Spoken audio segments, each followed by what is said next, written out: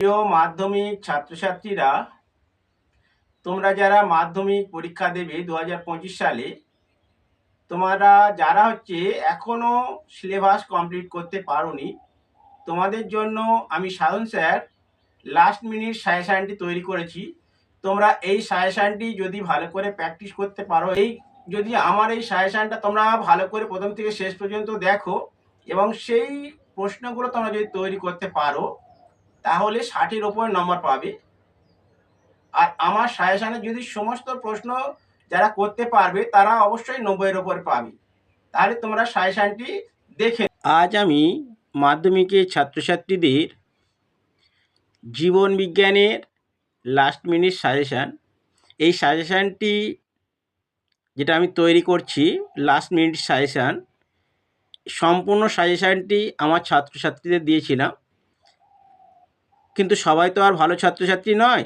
যারা দুর্বল ছাত্রছাত্রী তাদের জন্য অল্প কিছু প্রশ্ন দিয়ে যাতে তারা পাস করে, অর্থাৎ যাতে ছাত্রছাত্রীরা পাস করে যায় এবং সম্মানজনক কিছু নম্বর পায়, অর্থাৎ 50-60 যাতে নম্বর পায়, তার জন্য তোমাদের জীবন বিজ্ঞানের অল্প কিছু প্রশ্ন দিয়ে এই সাজেশানটা ভিডিওটা তৈরি করছি।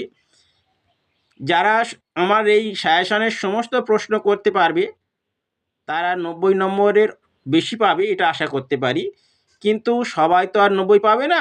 যারা কম পাবে, দুর্বল ছাত্রছাত্রী, তাদের জন্য এই সাজেশানটি তৈরি করছি। দেখে নাও তোমাদের জন্য অল্প কি প্রশ্ন দিয়েছি, সেগুলো তোমরা প্র্যাকটিস করো। এখন যদি তৈরি করা থাকে তাহলে ভালো, আর যদি না তৈরি করা থাকে সেগুলো এখন তৈরি করে নাও, তাহলে পরীক্ষাতে সমস্ত প্রশ্ন জানা পেয়ে যাবে। দেখে নাও, প্রথম প্রশ্ন পার্থক্য আছে। টপিক চলন ও ন্যাস্টিক চলনের পার্থক্য, ইস্ট্রোজেন প্রজেস্টেরন হরমোনের পার্থক্য, সংজ্ঞাবহ বা আজ্ঞাবহ স্নায়ুর পার্থক্য, এটাকে বলতে পারে অন্তবাহী ও বহিবাহী স্নায়ুর পার্থক্য। আর হরমোন আর স্নায়ুতন্ত্রের সাদৃশ্য বৈসাদৃশ্য দুটো করবে। তাহলে পার্থক্য এইগুলো করো, এইগুলোর মধ্যে তোমরা জানা পেয়ে যাবে। আচ্ছা, ভূমিকা আর কাজ কিসের করতে হবে? শুধু জিবরেলিনের ভূমিকা, উৎস আর ভূমিকা, এটা জিবরেলিনের উৎস আর ভূমিকাটা প্র্যাকটিস করো ভালো করে। পরের প্রশ্ন দেখে নাও, সংশ্লিষ্ট কৃত্রিম উদ্ভিদ হরমোনের কৃষিকার্যে ব্যবহার লেখো। এটা খুবই ভালো করে রাখবে, এটা পরীক্ষায় পড়ে যাবে। আচ্ছা, এই প্রশ্নটা খুবই ইম্পর্টেন্ট। অ্যাডিনালিন হরমোনকে আপৎকালীন হরমোন বলা হয় কেন? এটাও ভালো করে তৈরি করো, পরীক্ষায় জানা পেয়ে যাবে।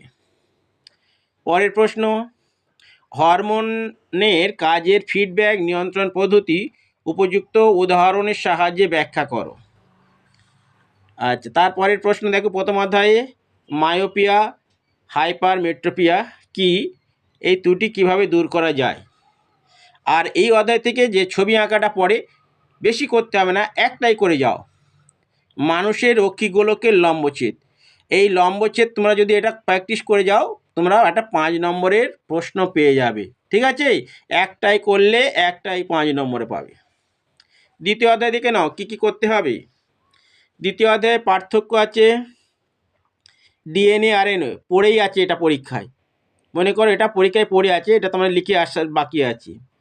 পরের প্রশ্ন, উদ্ভিদ ও প্রাণী হরমোনের মাইটোসিস ও সাইটোকাইনেসিস, দুটোই করে রাখবে, দুটোর মধ্যে একটা পরীক্ষায় পড়বে। আচ্ছা, এছাড়া করতে হবে কি, অযৌন জনন যৌন জননের পার্থক্য, তাহলে 3টে পার্থক্য দিলাম, এই 3টে করবে। এবার তাৎপর্য বা গুরুত্ব কোনগুলো লিখতে হবে। মিওসিসের তাৎপর্যটা করো, কোষ বিভাজনের তাৎপর্যটা করো। আচ্ছা, পরের প্রশ্ন, মাইটোসিসের প্রোফেজ দশার 3টি বৈশিষ্ট্য, এটা ভালো করে রাখবে। মাইটোসিসের প্রোফেজ দশার বৈশিষ্ট্য এবছরে পড়ার সম্ভাবনা অনেকখানি বেশি। আচ্ছা, পরের প্রশ্ন, পাথরকুচি স্পাইরোগাইরা ইস্টের বংশ বিস্তারের পদ্ধতিগুলি লেখো। এই প্রশ্নটা ভালো করে তৈরি করে রাখবে, এই 3টে আছে, এই 3টে করে রাখবে। স্বপরাগযোগ ও ইতর পরাগযোগের সুবিধা অসুবিধা, এই প্রশ্নটা এবছরে পরীক্ষায় পড়বে, নয়টা ভালো করে তৈরি করে নাও। এখান থেকে একটা ছবি আঁকা পড়বে, 5 নম্বরের ভিতরে থাকবে, সেটা 3 নম্বর মানের প্রশ্ন হতে পারে। 5 নম্বর যে প্রশ্ন হয় কাটা প্রশ্ন, তার মধ্যে এই প্রশ্নটা পরীক্ষায় পড়তে পারে, এবছরে পরীক্ষায় পড়বে আর কি, ধরা যায়। কী আছে, প্রাণীকোষের মেটাফেজ দশা ও অ্যানাফেজ দশার চিত্র। কি বললাম? প্রাণীকোষের মেটাফেজ ও অ্যানাফেজ দশার চিত্র। এটা ভালো করে প্র্যাকটিস করো, এটা জানা পেয়ে যাবে। তৃতীয় অধ্যায় দেখে নাও। এই প্রশ্নটা অবশ্যই জানা পড়ে। প্রথম প্রশ্নটা, মেন্ডেলের প্রথম ও দ্বিতীয় সূত্রটি বিবৃত করো। মানে পৃথক ভবনের সূত্র আর স্বাধীন বিন্যাসের সূত্র, এই সূত্রটা ভালো করে প্র্যাকটিস করো। তার মধ্যে একটা জানা পড়ে, দুটো সূত্রের মধ্যে একটা এবছর অবশ্যই পড়বে। পরের প্রশ্ন দেখো, অনেক প্রশ্ন দেওয়া ছিল, আমার ছাত্রছাত্রী দিয়েছিলাম, সেগুলো সবই কেটে বাদ দিয়ে অল্প প্রশ্ন করে দিয়েছি। বংশগতির প্রকট বৈশিষ্ট্য বা প্রকট গুণ উদাহরণসহ ব্যাখ্যা করো। জেনেটিক কাউন্সিলিং কি, আর বংশগত রোগ প্রতিরোধে জেনেটিক কাউন্সিলিংয়ের ভূমিকা লেখো। ভালো করে করবে এটা। এরপরের প্রশ্ন, বংশগতি সংক্রান্ত পরীক্ষায় মেন্ডেলের সাফল্য লাভের কারণগুলি লেখো। মেন্ডেল কেন সাফল্য লাভ করেছিল এই পরীক্ষায়, সেটা লিখতে হবে। আর এটা লিখতে হবে, পরের প্রশ্নটা করতে হবে, মেন্ডেলের নির্বাচিত মটর গাছের বিপরীতধর্মী বৈশিষ্ট্যগুলি লেখো। তাহলে এই দুটো প্রশ্ন করলে 3 নম্বর মানের প্রশ্ন তুমি জানা পেয়ে যাবেই। আচ্ছা, এটা একটাই পরীক্ষা দিয়েছি, এটা ভালো করে করবে। বিশুদ্ধ কালো ও বিশুদ্ধ সাদা গিনিপিকের এক সংকর জনন পরীক্ষাটি চেকার বোর্ডের সাহায্যে দেখাও। একটা তো চেকার বোর্ড পড়বেই, সেটা এই একটা করলে একটা জানা পেয়ে যাবে। এছাড়া একটা প্রশ্ন আছে, এক্সট্রা প্রশ্ন, এটা তোমরা যদি করতে পারো করবে, না হলে আর ছেড়ে দেবে। অনেক সময় দেখা যায় যে বাবা ও মা উভয় স্বাভাবিক, কিন্তু তাদের একজন ছেলে বর্ণান্ধ হয়েছে। এটি কিভাবে সম্ভব তা একটি চেকার বোর্ডের মাধ্যমে বা সাহায্যে ব্যাখ্যা করো। এটা অন্য কিছু নয়, স্বাভাবিক বলতে দুজনে স্বাভাবিক হতে পারে না, ঠিক আছে? একজন হচ্ছে বাহক হবে, অর্থাৎ মাতা বাহক হবে, মাতাকে বাহক ধরে করবে, তাহলে উত্তরটা মিলে যাবে, ঠিক আছে? পরের প্রশ্ন, 4 নম্বর অধ্যায়, হট ডাইলুট স্যুপ মানে গরম তরল স্যুপ ও কোয়াসার ভেট কি? প্রশ্নটা এবছরের জন্য খুবই ইম্পর্টেন্ট, ভালো করে তৈরি করে নেবে। তারপর দেওয়া আছে, ল্যামার্কের মতবাদের অর্জিত বৈশিষ্ট্যের বংশানুসরণ বা ব্যবহার অব্যবহারের সূত্র, এই দুটোর মধ্যে একটা পরীক্ষায় পড়বে। হয় অর্জিতটা পড়ার সম্ভাবনা বেশি, আর ব্যবহার অব্যবহারটা তার তুলনায় একটু কম, তবে প্রথমটা পড়ার সম্ভাবনা অনেকখানি বেশি।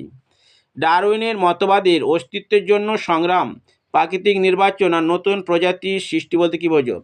এর মধ্যে কিন্তু প্রথমটা এবং শেষেরটা, প্রাকৃতিক নির্বাচনটা অতটা ইম্পর্টেন্ট না হলে প্রথমটা এবং শেষেরটাও ভালো করে করতে হবে। পরের প্রশ্ন, জীবাশ্মের সংজ্ঞা দাও, নিষ্ক্রিয় বা লুপ্তপ্রায় অঙ্গ বলতে কী বোঝো? এগুলো 2 নম্বরের প্রশ্ন, 2 নম্বরের মধ্যে এই দুটোর মধ্যে একটা পরীক্ষা এবছর পড়বে। আচ্ছা, 3 নম্বরের, এগুলো 3 নম্বর মানে কি 5 নম্বর মানের মধ্যে পড়বে আর কি। ক্যাকটাস বা জেরোফাইট উদ্ভিদের অভিযোজনগত বৈশিষ্ট্য কারণসহ লেখো। তারপরের প্রশ্ন, সমস্যা সমাধানে শিম্পাঞ্জির আচরণগত অভিযোজন উল্লেখ করো। আর লাস্ট প্রশ্নে যা দিয়েছি, লবণ সহনের জন্য সুন্দরী উদ্ভিদের 3টি অভিযোজন বৈশিষ্ট্য আলোচনা করো।